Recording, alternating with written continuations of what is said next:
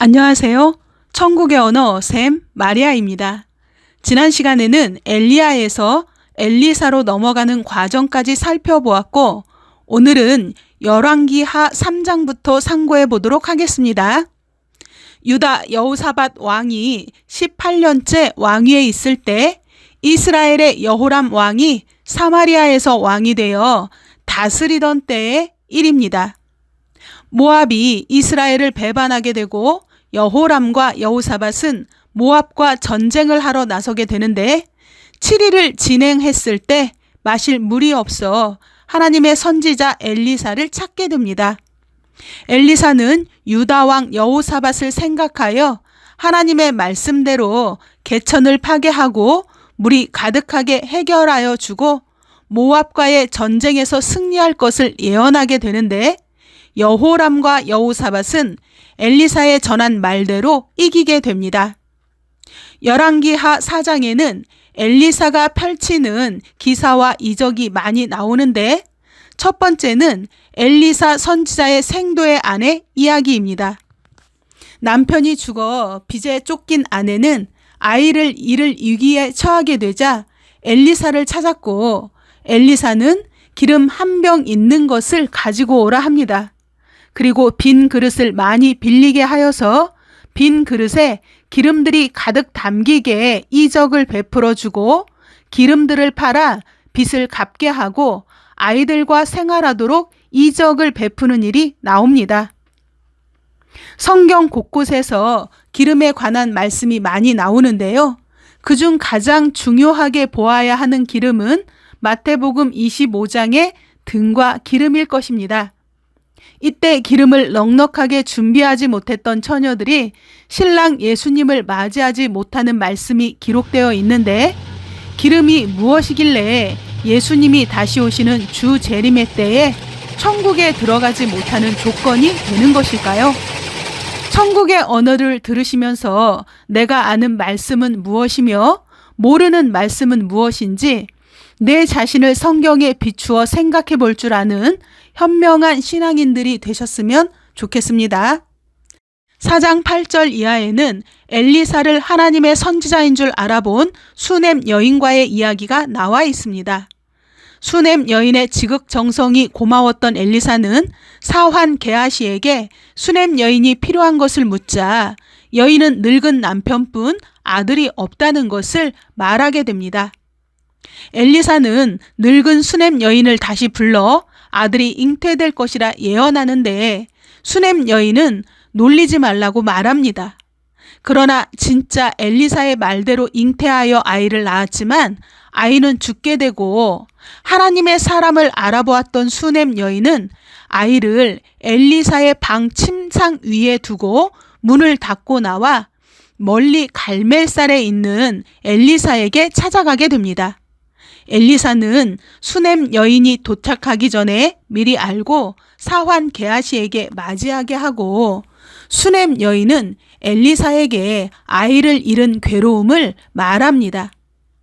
이에 엘리사가 자기의 지팡이와 함께 사환 게하시를 보내고자 하나, 수넴 여인은 하나님의 사람인 엘리사가 동행해 주기를 청하고, 엘리사는 죽은 아이에게 도착해서 하나님께 기도를 올리고 자기의 입과 눈과 손을 죽은 아이의 손에 대고 집 안에서 다니고 다시 아이 위에 엎드리니, 그때 아이가 7번 재채기를 하고 눈을 떠 살아나는 이적을 보입니다. 예수님은 마태복음 10장 42절과 마가복음 9장 41절에 그리스도에게 속한 자에게 냉수 한 그릇이라도 주는 자는 결코 상을 잃지 않는다라는 말씀과 마태복음 13장 16절에 너희 눈은 봄으로 너희 귀는 들음으로 복이 있도다 라는 말씀도 하셨습니다. 수넴 여인은 이렇듯 보는 눈이 있어 평생에 자식이 없이 살다가 귀한 아들을 얻을 수 있었고, 그런 귀한 아들이 죽게 되자 없는 아들도 생길 거라는 예언을 준 엘리사에게 도움을 구해 살릴 수 있었던 것입니다. 이렇게 하나님의 복을 받을 수 있는 보는 눈과 듣는 귀는 어떻게 하면 생기게 되는 것일까요? 열왕기하 4장 29절에 엘리사의 지팡이를 얼굴에 올려놓으면 아이가 산다고 하였는데 엘리사는 도대체 어떤 지팡이를 들고 다닌 것일까요? 요한계시록에도 만국을 다스리는 철장 지팡이가 나오는데 도대체 이런 지팡이는 어디서 구하는 것일까요? 끝까지 말씀을 함께 해주셔서 그런 지팡이를 본바요, 만진 바 되시는 여러분이 되시면 좋겠습니다. 39절 이하에는 엘리사가 길갈에 머물 때의 일이 나와 있습니다. 그 땅에 흉년이 들어 먹을 것이 없을 때 한 사람이 독초를 따와 솥에 국을 끓이게 되었는데 그것이 무엇인지 알지 모르고 사람들에게 주어 먹게 하였을 때 사람들이 깜짝 놀라 엘리사에게 말하자 엘리사는 국에 가루를 넣고 해독을 시켜 먹게 하는 일이 있습니다. 42절과 44절에는 한 사람이 처음 익은 보리떡 20개와 한 자루 채소를 가져왔는데 엘리사는 이 적은 음식으로 100명이 배불리 먹고 남게 만드는 기적도 보입니다.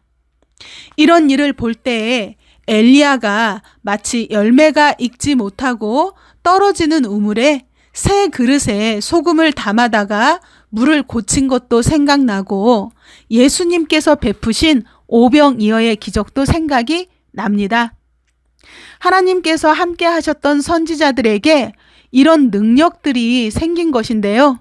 영적인 시대를 사는 우리들에게는 어떻게 나타나게 되는 것일까요? 궁금하지 않으십니까? 열왕기하 5장에는 유명한 나아만 장군의 이야기가 나옵니다. 아람 왕의 군대 장관이었던 나아만은 문둥병이었는데 그 아내를 수종드는 이스라엘에서 온 작은 계집아이가 나아만 장군이 사마리아에 계신 선지자 앞에 가서 문둥병을 고치면 좋겠다고 말하게 됩니다. 나아만 장군은 이 일을 아람 왕에게 고하고 아람의 왕은 편지를 쓰고 많은 재물과 함께 나아만을 이스라엘 왕에게 보냅니다. 그런데 이스라엘 왕은 자기 옷을 찢으며 자기에게 하는 말인 줄 알고 내가 어찌 하나님이 관대에 능히 사람을 죽이며 살릴 수 있으랴 합니다. 그러며 하는 말이 아람의 왕이 틈을 타 시비를 걸려고 하는 것이라고 화를 냅니다. 이 일을 전해 들은 엘리사는 그 사람이 자기를 찾아온 줄을 알고 자기에게 데리고 오라고 합니다. 나아만이 엘리사의 집 앞에 이르렀을 때 엘리사는 직접 나오지 않고 사람을 시켜 요단강에 가서 몸을 7번 씻으면 몸이 깨끗해질 것이라고 말만 전하게 합니다. 엘리사가 나오지도 않고 요단 강물에 7번 목욕하라는 말을 듣자 나아만은 화를 내며 11절 12절에 이렇게 말합니다. 내 생각에는 저가 내게로 나와 서서 그 하나님 여호와의 이름을 부르고 당초 위에 손을 흔들어 문둥병을 고칠까 하였도다. 다메섹 강 아마나와 바르발은 이스라엘 모든 강물보다 낫지 아니하냐? 내가 거기서 몸을 씻으면 깨끗하게 되지 아니하랴? 하고 화가 난 모양으로 떠나려고 합니다. 그러나 나아만의 종들이 나와 하나님의 선지자가 어려운 것을 시켰어도 했어야 했는데 씻어 깨끗하게 하라는 것이겠냐 하며 엘리사의 말대로 행하기를 권하니 나아만은 요단강에 몸을 7번 씻게 되고 몸이 깨끗해지는 기적이 펼쳐집니다. 이때 나아만은 모든 사람들과 함께 엘리사의 앞에 서서 말하기를 이제 이스라엘 외에는 온 천하에 신이 없는 줄을 아나이다 하면서 예물을 드리고자 합니다. 그러나 엘리사는 받지 않았고 나아만은 노새 2바리의 실을 흙을 달라 하며 앞으로는 하나님에게만 제사를 드리겠다고 맹세하게 됩니다. 그러나 자신이 아람에 돌아가 림몬의 당에 들어가 몸을 굽힐 때에 하나님께서 자신을 생각해 달라고 부탁합니다. 이 부탁에 엘리사는 나아만을 평안히 가게 하였는데 엘리사의 사환 게하시가 나아만이 가지고 온 선물을 받으러 뒤쫓아갑니다. 그리고 물건을 받아 숨기고 엘리사에게 거짓말을 하나 엘리사는 이 일을 알고 게하시 자신뿐 아니라 그 자손들까지 문둥병에 걸리게 될 것을 예언하게 됩니다. 교회에서 나아만 장군의 이야기를 설교 주제로 다루는 것을 봅니다. 주로 나아만 장군이 겸손하게 종들의 이야기를 들었다, 이런 설교였는데요. 오늘은 좀 다른 관점에서 생각해 보시는 시간이 되었으면 좋겠습니다. 출애굽을 하여 가나안을 정복하고 세워진 이스라엘은 비록 유다와 이스라엘로 갈라져 있지만 각각 하나님을 섬긴다는 사람들입니다. 그런데 사마리아에 하나님의 선지자가 사는 것을 작은 계집 아이는 아는데 이스라엘의 왕은 알지 못하는 것입니다. 이스라엘의 왕이라면 가장 먼저 선지자에 대해서 잘 알아야 하는데 그렇지 못한 것입니다. 또한 엘리사의 치료법입니다. 아람의 강에 몸을 씻으라 한 것이 아니라 요단 강에 몸을 씻으라 한 것입니다. 왜 아람의 강이 아니라 요단 강이었을까요? 이런 것들을 더 생각해 봐야 하는 것 아니겠습니까? 예수님은 요한복음 7장 37절 38절에 누구든지 목마르거든 내게로 와서 마시라. 나를 믿는 자는 성경의 이름과 같이 그 배에서 생수의 강이 흘러나리라 하셨습니다. 또 계시록 22장 1절에도 생명수의 강이 하나님의 보좌로부터 흐른다 하였습니다.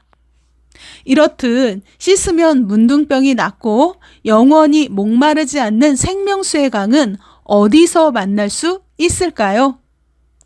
오늘날에는 요단강에 들어가서 문둥병을 치료하겠다고 7번이 아니라 70번을 씻어도 문둥병은 낫지 않을 것입니다.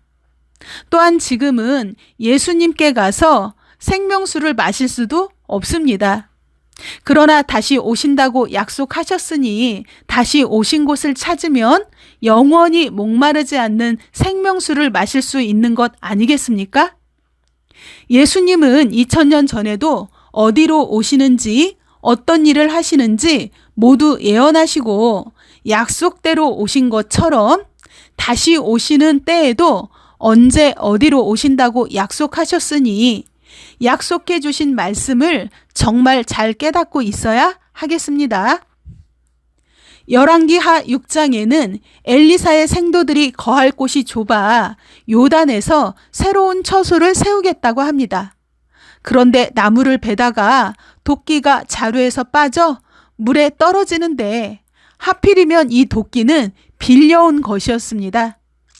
그런데 엘리사는 특이하게 나뭇가지를 베어 물에 던져 도끼가 떠오르게 합니다. 어떻게 무거운 쇠도끼가 물 위에 떠오르게 할 수 있었을까요? 정말 신기하지 않습니까? 이런 말의 뜻을 우리는 좀 깊이 있게 깨달아야 하겠습니다. 6장 8절부터는 아람 왕이 이스라엘과 전쟁을 일으키고자 하나 이스라엘의 엘리사 선지자 때문에 어렵다는 것을 알고 엘리사를 잡고자 하여 밤에 엘리사가 머무는 도단을 둘러싸게 됩니다. 엘리사와 함께하는 사환이 아람의 군대가 둘러싼 것을 보고 두려워서 엘리사에게 말하니 엘리사는 사환의 눈을 열어서 하나님의 불말과 불병거가 산에 가득하게 엘리사를 둘러서 있는 것을 보게 합니다. 이런 상황을 모르는 아람의 군대들도 내려오는데 엘리사는 그들의 눈을 어둡게 해달라고 기도하고 그들이 눈이 어두워 보지 못하자 엘리사는 그들을 이끌어 사마리아까지 가게 만듭니다. 그제서야 그들의 눈에 보이게 되고 자신들이 사마리아 가운데 있는 것을 알게 되는데 이스라엘의 왕은 이들을 쳐도 되냐고 엘리사에게 묻고 엘리사는 그들에게 먹을 것을 먹여 주인에게 돌려보내라 말합니다. 그 후로 아람의 군대는 이스라엘 땅에 들어오지 못했다고 23절의 성경은 기록하고 있습니다. 분명히 모든 사람들은 하나님으로부터 창조받았을 것이고 한 족속일 텐데 왜 이렇게 전쟁과 다툼이 끊이지 않는 것일까요? 그것은 창조주 하나님과 다른 존재, 즉 사단 마귀가 있기 때문입니다. 예수님은 평화의 왕으로 나셨는데 예수님이 오셨던 2000년 전에도 싸움이 있었고 그들은 예수님을 죽이기까지 하였고 예수님은 그들을 향해 너희 아비는 마귀다 라고 요한복음 8장 44절에 말씀하셨습니다. 결국 예수님을 주관하시는 하나님과 반대가 되는 존재가 있었던 것이고 이런 일들은 6000년 전부터 오늘 열왕기하를 상고하고 있는 이때에도 있었던 것이고 오늘날에도 존재하고 있는 것입니다. 성경을 상고하는 목적은 사람에게 생명을 주시고 복을 주시는 참 하나님은 어떤 분이신가를 알고 우리에게 고통에 빠지게 만들어 죽게 하는 사망자 마귀는 누구인가를 알게 하기 위함입니다. 여러 왕들의 시대에 엘리야와 엘리사 같은 선지자들도 있었고 하나님의 마음에 흡족한 왕들도 있었으며 하나님 보시기에는 악한 왕들도 많이 있었습니다. 성경에서 굵직한 부분을 차지하고 있는 인물들과 사건에 대해서 꼭 살펴보아야 하는 것은 오늘날 우리들이 어떻게 하나님 앞에 거룩해야 하는지 그 방향을 정해 알려주시는 귀한 말씀이기 때문입니다. 코로나가 의도치 않게 어느덧 일상이 되어버린 것 같아 마음 한켠이 불편합니다. 그러나 문명의 발달로 인해 보고 싶은 사람들을 집에서 볼 수 있는 시대가 되었습니다. 코로나 백신이 생산되고 접종이 시작되었으며 치료제 개발도 효과를 보고 있다니 코로나 종식이 빠르게 다가오면 좋겠습니다. 코로나 종식이 선언되는 그날까지 건강하시고 다음 시간에는 남은 열왕기 하편의 말씀을 같이 나누어 보도록 하겠습니다. 여러분 지금 바로 행복하세요. 저는 오늘날 이 시대에 지켜야 하는 계시록의 말씀을 함께 나누고 싶은 샘 마리아였습니다.